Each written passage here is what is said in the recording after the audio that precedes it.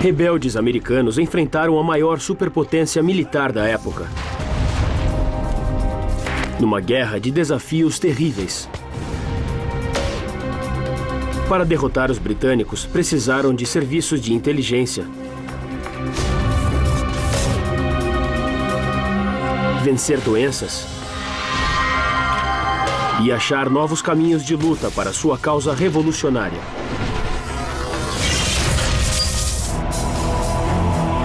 Revolução.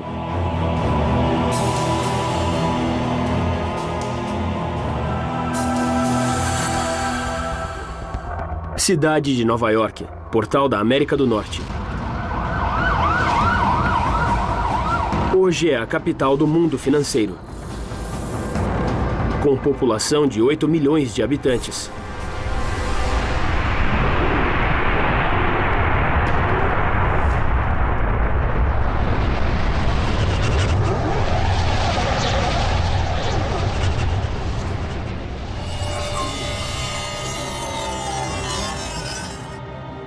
Em junho de 1776, eram apenas 20 mil.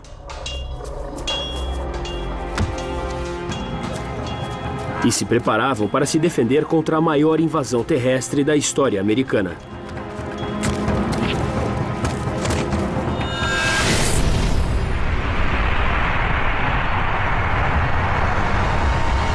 Cinco quilômetros a norte de Wall Street, onde hoje fica o cruzamento da Rua 23 com a Avenida Lexington.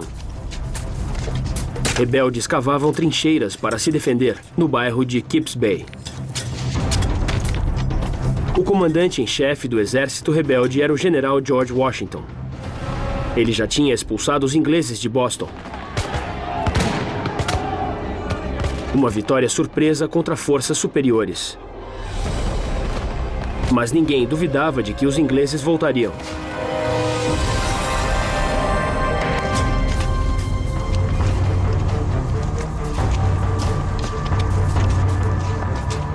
Rapidamente se aproxima a hora.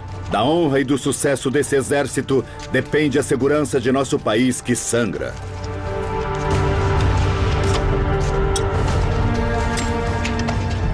Joseph Plum Martin foi inspirado a lutar sob o comando de Washington. Alistou-se com apenas 15 anos. O jovem agricultor se reuniu a milhares de voluntários não treinados. Nosso exército revolucionário era diferente. Era de uma nação que ainda não era nação de verdade, só começava. E nós enfrentamos a maior superpotência da época. Os inexperientes recrutas de Washington estavam para enfrentar o mais bem equipado e mais poderoso exército do mundo.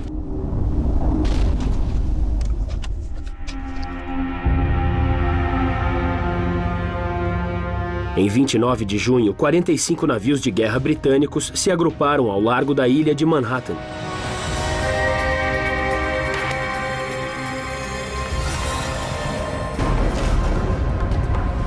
Esses navios eram as maiores máquinas de guerra da época.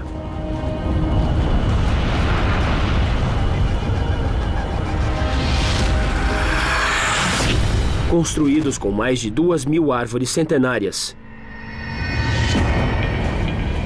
Cada uma levava centenas de soldados e estava armado com até 64 canhões pesados. Agora! Capazes de arremessar uma bala de canhão em um alvo a 2 quilômetros de distância.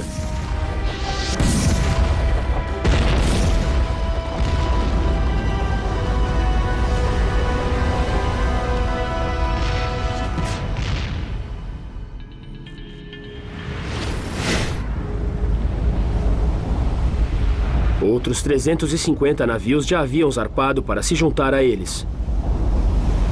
O plano britânico era aterrorizar os rebeldes até se submeterem. Mas isso os inspirou a resistir. Em 2 de julho, na Filadélfia, foi convocada uma reunião de emergência do chamado Congresso Continental, a recém-formada Assembleia constituída de 50 representantes das 13 colônias. Entre eles estavam radicais como Benjamin Franklin, Thomas Jefferson e John Adams. O que debateram foi nada menos do que uma alta traição, a total independência da Inglaterra. Isso era punido com a morte. Estamos em meio a uma revolução, a mais completa da história do mundo. Era o nascimento da democracia americana. Temos de esperar grande derramamento de sangue para chegar lá. Havia representantes que achavam que os rebeldes não tinham chance. Estamos para desafiar a tormenta em um barquinho de papel.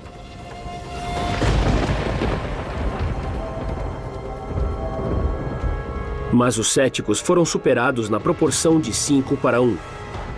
E em 4 de julho de 1776, os representantes ratificaram um documento que mudaria o mundo: a Declaração da Independência Americana. Consideramos essas verdades como evidentes, que todos os homens foram criados iguais e foram dotados pelo Criador de certos direitos inalienáveis. Pense bem. Estavam dizendo que nossos direitos não vêm de um rei ou de um governo. Nossos direitos vêm de Deus. E, além do mais, eles não podem ser tirados, são inalienáveis. Cada grupo, negros, mulheres, gays, todos entendem que a declaração diz que eles também são americanos. Então, a declaração é o credo americano. Entre os quais a vida, a liberdade e a busca da felicidade. Você não fica indiferente quando lê essas palavras. E você sente a empolgação de ser parte de alguma coisa muito profunda. Podemos ser livres.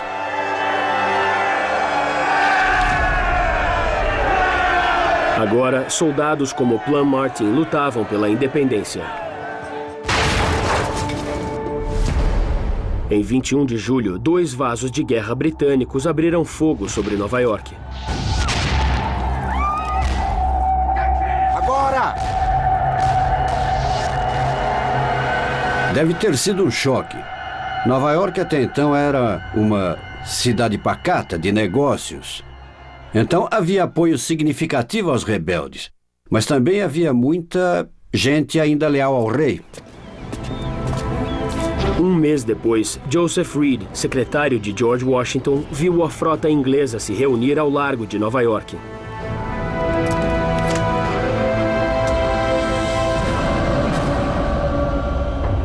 Eram mais de 400 navios, a maior força-tarefa naval inglesa até o dia D. –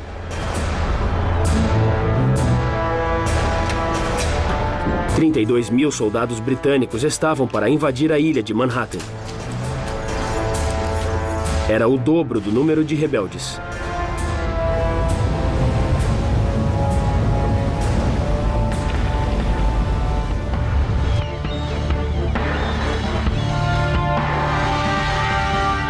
Reed ficou aterrorizado. Quando olho e vejo a prodigiosa frota que reuniram, não posso deixar de me espantar com o fato de pessoas navegarem quase 5.000 quilômetros com tantos riscos e custos só para roubar, pilhar e destruir outras pessoas, porque não querem pôr suas vidas e riquezas a seus pés. A cidade de Nova York não experimentará ataque semelhante até 11 de setembro de 2001.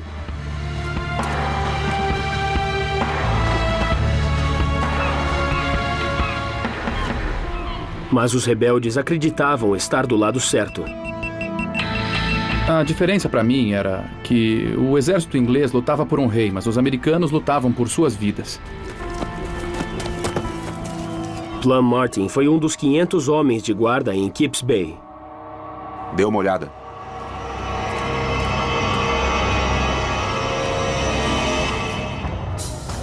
O que os olhos viram foram 4 navios ancorados.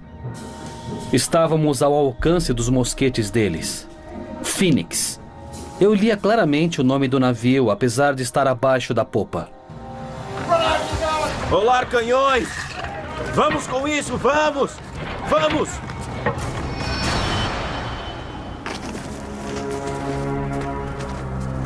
E o ataque começou.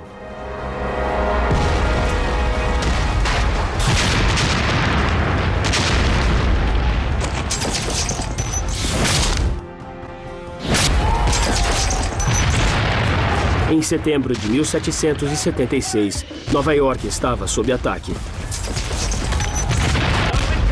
Leve isto! Já!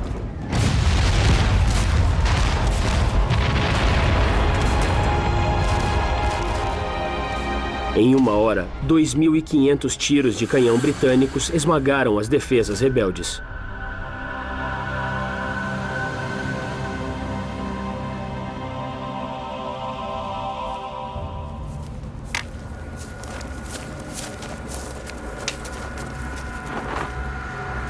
Quatro 4.000 soldados britânicos atacaram Manhattan. Um casaco vermelho britânico tinha, em média, 6 vezes mais experiência de combate do que um rebelde.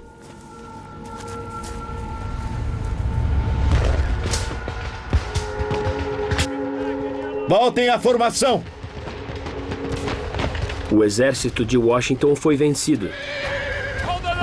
Fiquem recuados! E bateu em retirada por um antigo caminho dos nativos americanos, que se tornará a Broadway. Em 20 de setembro, a cidade ocupada estava em chamas.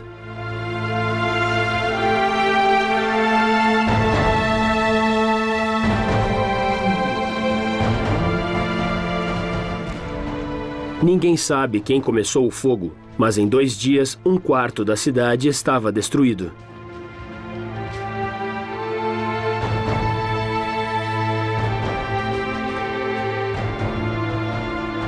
Isso dá a sensação de como as pessoas queriam ser livres, como iam resistir. A cidade incendiada, a cidade ocupada, dá uma ideia de como queriam a liberdade.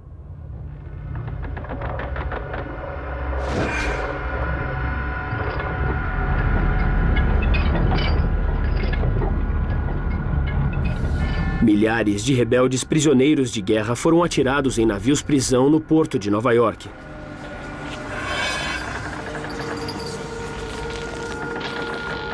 O mais notório foi o HMS Jersey, apelidado Inferno.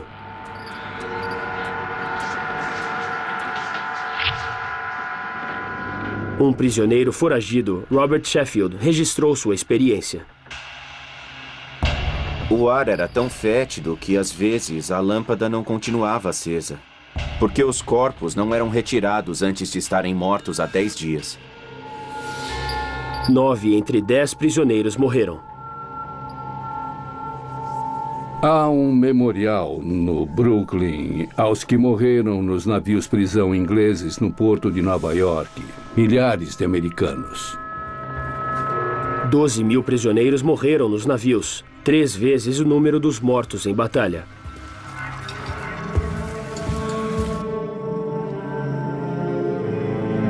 A perda de Nova York foi a primeira derrota de Washington como comandante em chefe.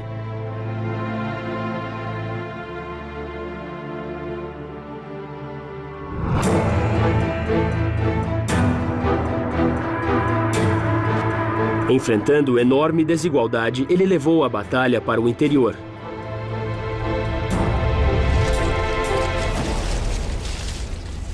Com isso, ele iria revolucionar a guerra no século XVIII, com novas armas, novas regras de combate e um novo tipo de soldado.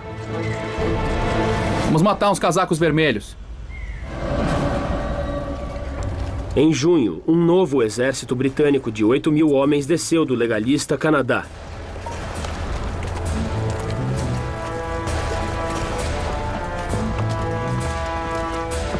Liderado pelo general John Burgoyne, um dos melhores oficiais de cavalaria e militares britânicos.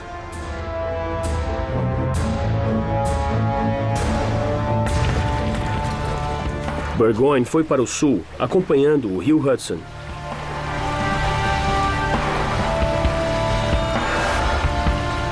Seu exército era uma cidade móvel. Os soldados eram acompanhados por 2.000 mulheres, entre ajudantes e esposas.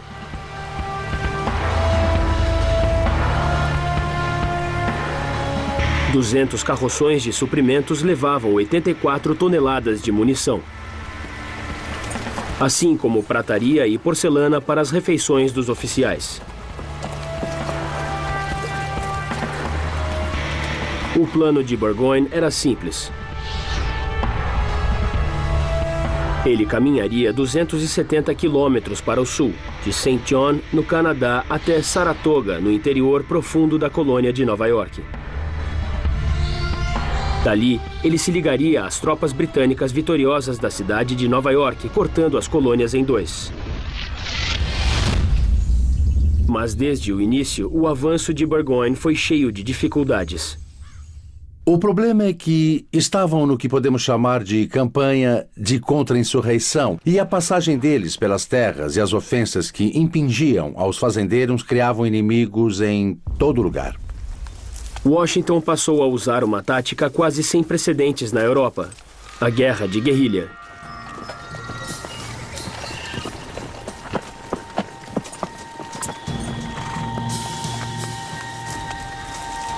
E também homens com habilidades aprendidas nas fronteiras. Então esse exército se reuniu com milicianos, com lenhadores, com franco-atiradores. E não lutou pelas regras. Os soldados britânicos eram treinados em batalhas campais. Agora enfrentavam franco-atiradores rebeldes ocultos na densa floresta. Seu líder era Daniel Morgan.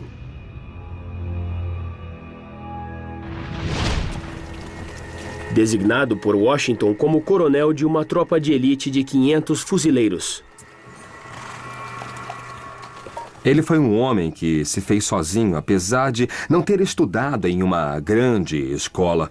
Ele era um homem esperto, era durão e estava pronto. E queria muito subir quando viesse a hora. Era o homem perfeito para usar na hora certa. O caminho de Burgoyne o levou a densas florestas.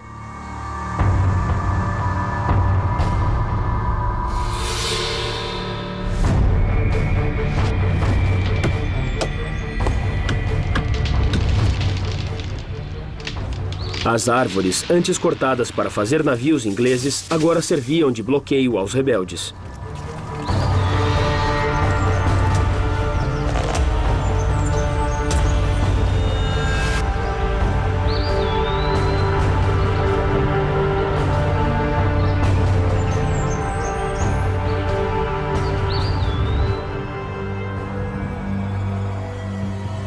Os britânicos se tornaram alvos fáceis e seu avanço foi reduzido a 1,5 km por dia.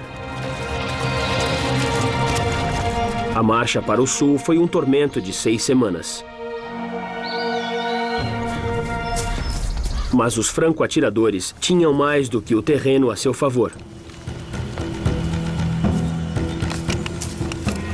Os homens de Morgan estavam armados de rifles longos, leves e com um cano de pelo menos 1 metro de comprimento, disparavam balas de calibre 50 ou 12,7 milímetros. Baseados numa arma de caça alemã, os fuzis tinham uma inovação exclusiva. Estrias dentro do cano faziam girar a bala, o que a estabilizava e lhe conferia uma precisão mortal.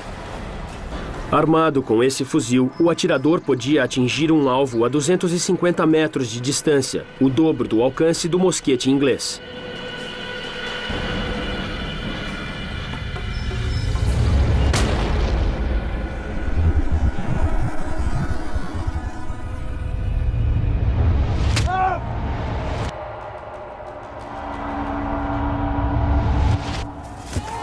Primeiro, Morgan eliminou os batedores americanos nativos. 400 nativos se aliaram aos britânicos para preservar a terra de seus ancestrais. Mas agora Morgan e seus homens usavam táticas dos nativos americanos contra eles. Atacavam usando velocidade, discrição e surpresa. Após 3 meses, todos os batedores estavam mortos ou desertaram.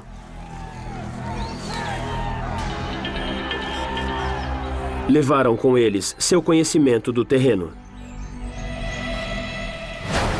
Os rebeldes passaram a novos alvos, adotando uma tática que reescreveria as regras da guerra. Agora! Em 1777, quando a guerra pela independência entrava no 2º ano, Nova York e outras partes das 13 colônias estavam em mãos inglesas. Na densidade das florestas, os rebeldes passaram a mirar o exército do general Burgoyne.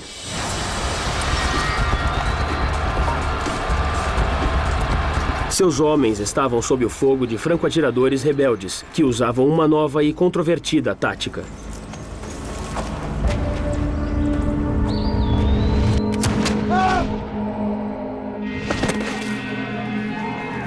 Os 2 exércitos lutaram perto de Saratoga. Ali, os rebeldes quebraram as regras da guerra no século XVIII e começaram a atirar em oficiais britânicos. O plano era deixar os soldados sem liderança. Os oficiais eram mais educados, conheciam as linhas de comunicação e conheciam exatamente as ordens. Eram a fonte para chegar a um bom resultado na batalha. No 53º Regimento Britânico, 10 dos 11 oficiais foram mortos ou feridos.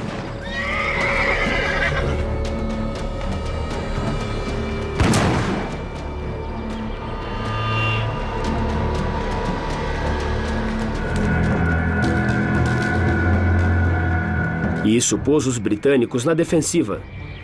Foram reagrupados sob o comando do general Simon Fraser, que liderou o contra-ataque. Daniel Morgan, no comando dos franco-atiradores, agiu rápido. Suba naquela árvore e atire no casaco vermelho montado no cavalo branco. Seu melhor homem era um atirador de fronteira analfabeto irlandês, Tim Murphy.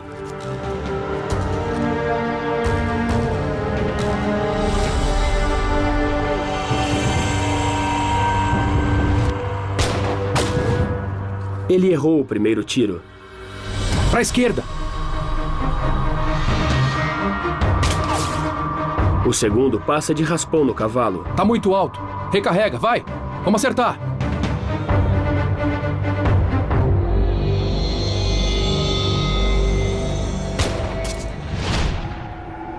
O terceiro tiro foi fatal.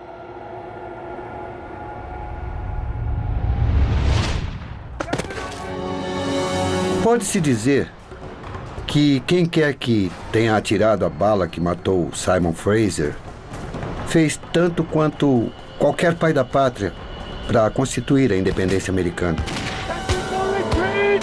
Sem liderança, os britânicos perderam 1000 homens. O dobro das perdas rebeldes.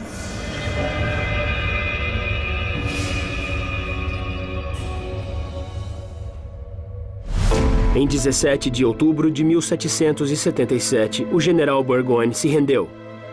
Foi um momento decisivo. A vitória persuadiu a maior rival dos ingleses, a França, a entrar na guerra do lado americano. E a marinha francesa vai forçar os ingleses a lutar em 2 frentes, terra e mar.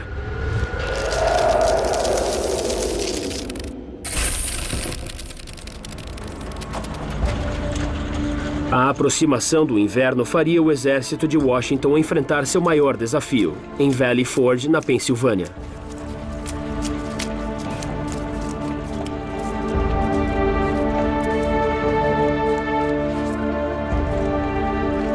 No frio gélido, os homens construíram 900 barracas em apenas 40 dias, mas estavam extremamente mal equipados. Era um exército de 14.000 homens, sem abrigos. O Congresso Continental não mandou recursos para o exército. E com força de vontade, coragem, liderança, com envolvimento, ele tinha de unir o exército no inverno terrível. Joseph Plum Martin, veterano da Batalha de Nova York, estava em Valley Forge. Era um lugar desolado. Estamos em condições miseráveis. sem roupas, sem provisões e muito desanimados. A perspectiva é muito sombria. Olha, soldado, vai doer um pouco, mas aperte os dentes. O cirurgião Albigence Waldo viu o exército de Washington entrar em crise. Surpreendentemente sadio, o exército agora começava a adoecer pelo cansaço sofrido na campanha. Se não ficar limpo, vai ter de voltar para cá. 1/5 dos soldados não tinha sapatos. Com pouca água limpa, a disenteria se espalhou no acampamento. Em poucas semanas, 2.000 homens adoeceram e ficaram sem alimentos. Com os últimos 25 barris de farinha, os homens sobreviveram com um mingau, uma mistura rala de farinha e água.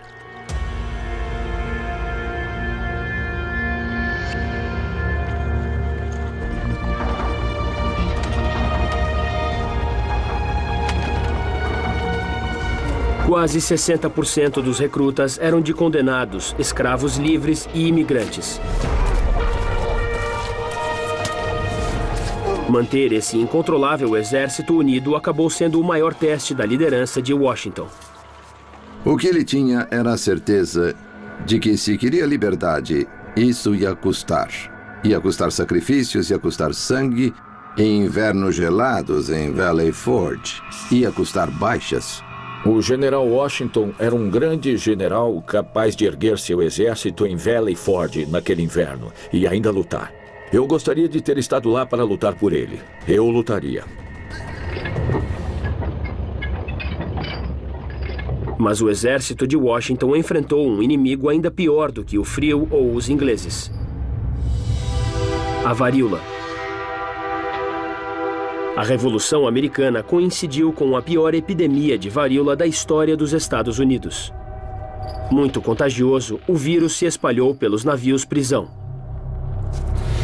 Isolados da doença por gerações, os colonos americanos tinham pouca resistência ao vírus e não havia cura. As vítimas explodiam em pústulas e chagas. O vírus se espalha no sangue e invade e mata células sadias, produzindo mais vírus nesse processo. 4 em cada 10 vítimas morrem.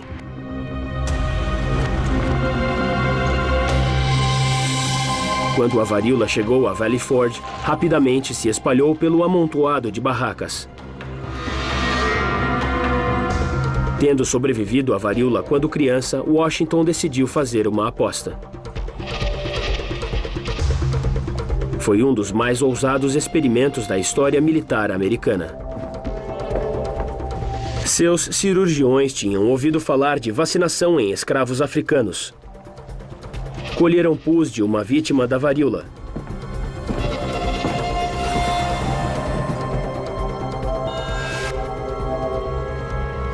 E o espalharam em cortes feitos na pele de um paciente sadio. A inoculação espalhou a infecção, mas em velocidade muito menor. Uma semana após a exposição, os glóbulos brancos da vítima tinham criado anticorpos que mataram os vírus antes da doença se espalhar.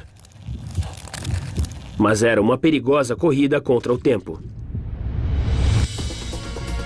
Para sobreviver, o sistema imunitário do paciente tinha de trabalhar mais rápido do que o vírus, ou ele sairia do controle. 1 em cada 50 inoculados morreu.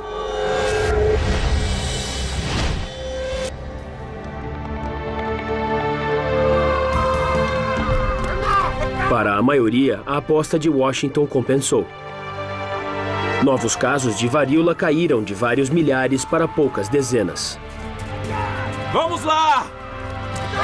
Mas para vencer a guerra contra os britânicos, as inexperientes tropas de Washington deveriam se tornar verdadeiras máquinas de guerra. Essa tarefa exigiria um herói improvável. Em 1778, após ter sobrevivido ao surto de varíola em Valley Forge, o exército rebelde americano recebeu um novo recruta. Washington esperava que ele mudasse o curso da guerra. O Barão von Steuben era um ex-oficial do exército prussiano, um soldado de elite cuja carreira foi arruinada por sua homossexualidade.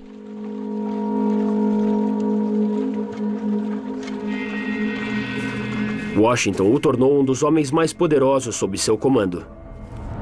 Washington era genial para isso. Parecia que as pessoas não iam conseguir grandes feitos, mas sob suas ordens, qualquer um ficava pronto para qualquer desafio. Ele era mesmo um grande líder. A missão de von Steuben era reinventar o desmoralizado exército rebelde para que enfrentasse os ingleses em campo aberto. Nossas armas estão em condições terríveis, cobertas de pó. Nossos homens estão literalmente nus, alguns no verdadeiro sentido da palavra. Von Steuben começou por treinar disciplina com os recrutas de Washington, que ele achava diferentes de todos os que tinha treinado antes. O gênio dessa nação não pode ser comparado com o prussiano, ou austríaco ou francês. Assim, você diz a seu soldado, faça isso, ele faz. Mas aqui, sou obrigado a dizer, essa é a razão pela qual você deve fazer isso, e aí ele faz. Von Steuben trouxe ordem, disciplina e higiene a Valley Forge. Mudou as latrinas para longe dos locais de habitação, reconstruiu as cozinhas do lado oposto do acampamento e organizou as barracas por regimento e companhia. Também escreveu um manual de treinamento, partes do qual são usadas por militares americanos até hoje. Mas depressa! Vamos! Von Steuben formou um corpo de elite de 100 homens com quem treinou táticas europeias de batalha. Levanta! Vamos! Cada um treinaria outros 100. Pra cima! Ele também deu instruções sobre uma arma nova e mortal. A baioneta iria revolucionar o modo dos rebeldes lutarem.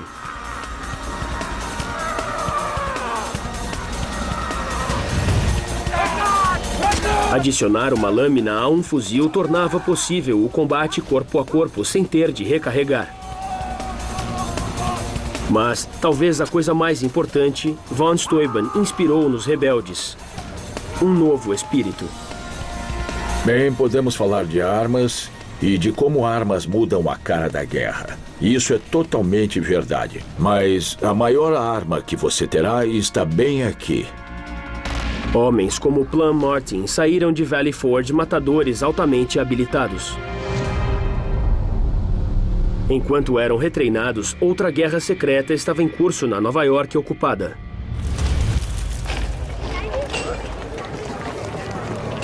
Aqui, uma rede de espiões se ocupava de passar informações aos rebeldes. Seu líder era o próprio George Washington.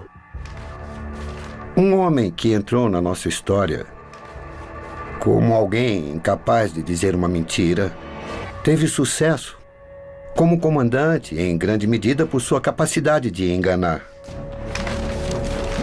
Um general inglês dirá mais tarde que Washington não venceu seus inimigos, mas os espionou melhor. Essa guerra secreta chegou ao auge quando os aliados franceses corriam para o desastre. Em Nova York, estimava-se que 20% da população continuava leal à coroa. O preço das mercadorias tinha subido até 800%. Uma de cada 5 jovens era prostituta. Para os britânicos, o comerciante Robert Townsend era um legalista. Um membro da milícia legalista que escrevia para a imprensa legalista. Mas para a rede de espionagem de Washington, seu codinome era Cooper Jr.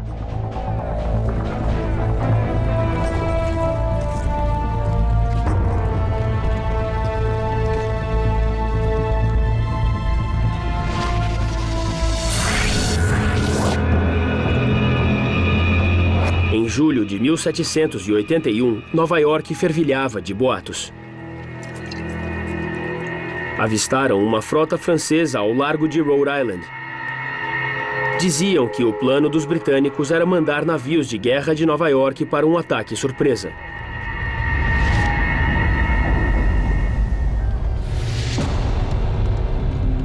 Cooper Jr. devia informar Washington para ele tentar deter a frota britânica. Os espiões usavam tinta invisível, uma fórmula desconhecida dos britânicos. Feita com ácido gálico, seu conteúdo só aparecia quando o papel era pincelado com sulfato de ferro.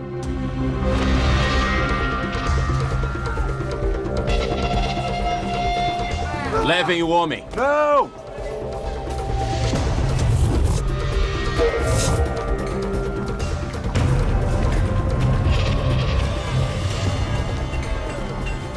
O elo seguinte da corrente era Austin Rowe, um dono de taverna de Long Island.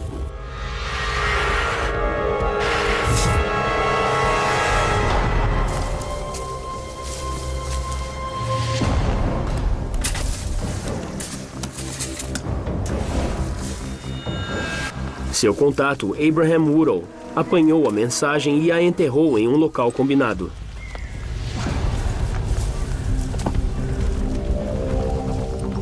Outra agente, Anne Smithstrong, depois usou sua roupa lavada como código secreto,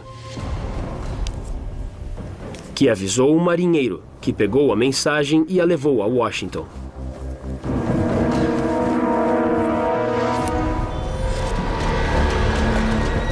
Washington respondeu mandando tropas a Nova York para ameaçar a cidade, forçando a frota inglesa a ficar ali, no porto de Nova York.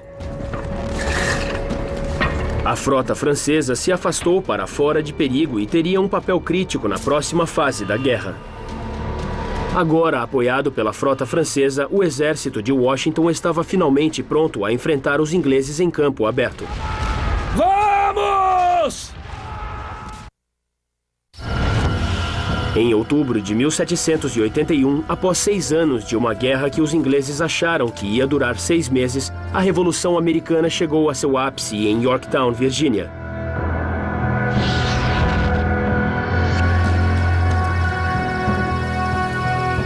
Em trincheiras, à volta da cidade fortificada, Plum Martin, agora sargento, esperava, com mais 8.000 soldados rebeldes, o sinal para atacar. O exército de Washington se reinventou. Com franco-atiradores. Para a esquerda!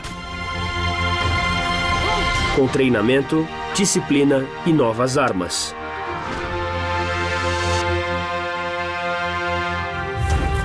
E com uma rede de espionagem que salvou a frota francesa e deu aos rebeldes o domínio no mar. O que restava do exército inglês estava sitiado em Yorktown. Acuados na cidade, os casacos vermelhos esperavam por reforços. Mas na Inglaterra, essa guerra era muito impopular, além de ser extremamente cara.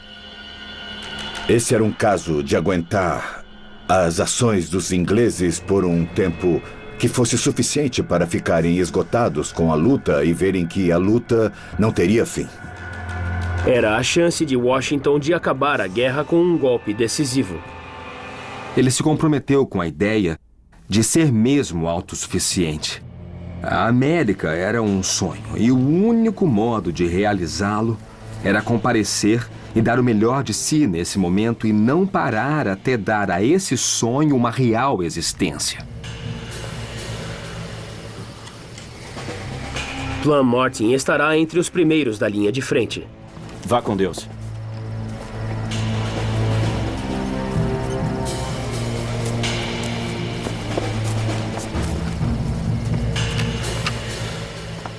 Como está, meu amigo? Bem, e você?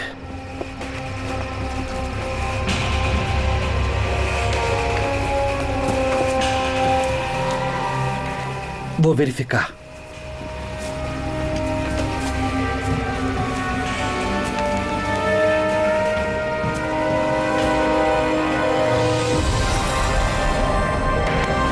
Atrás das defesas de Yorktown, 9.000 experientes soldados ingleses estavam esperando.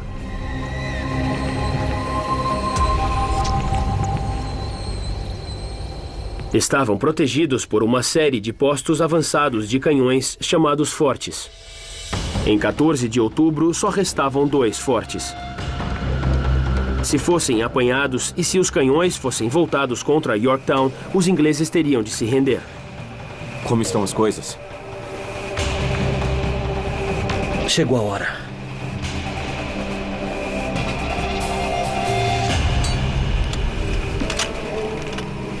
As baterias das nossas linhas estão silenciosas e esperamos ansiosamente pelo sinal.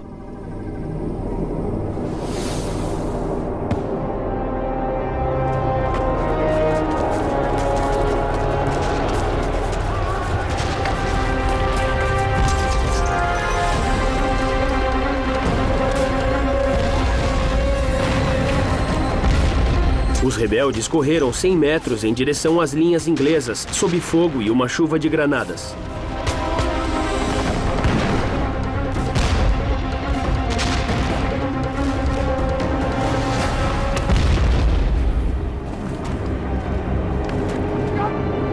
Vamos! Vamos! Uma força de 400 homens avançou e invadiu o forte britânico.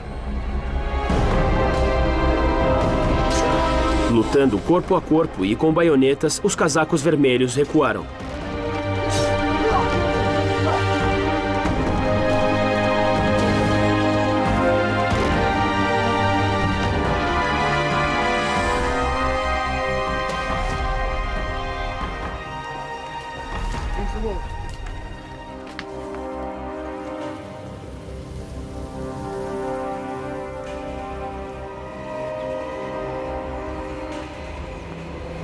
Imediatamente depois que o combate cessou, fui ver o que tinha acontecido com meu amigo ferido.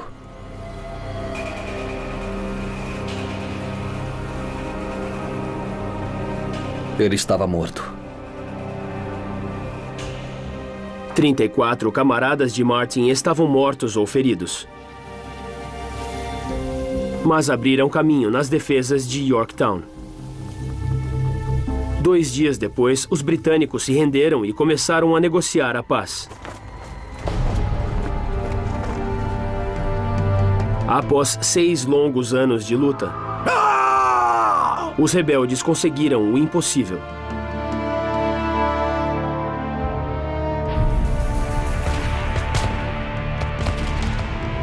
Os Estados Unidos foram o único país a ganhar sua independência dos britânicos com uma guerra.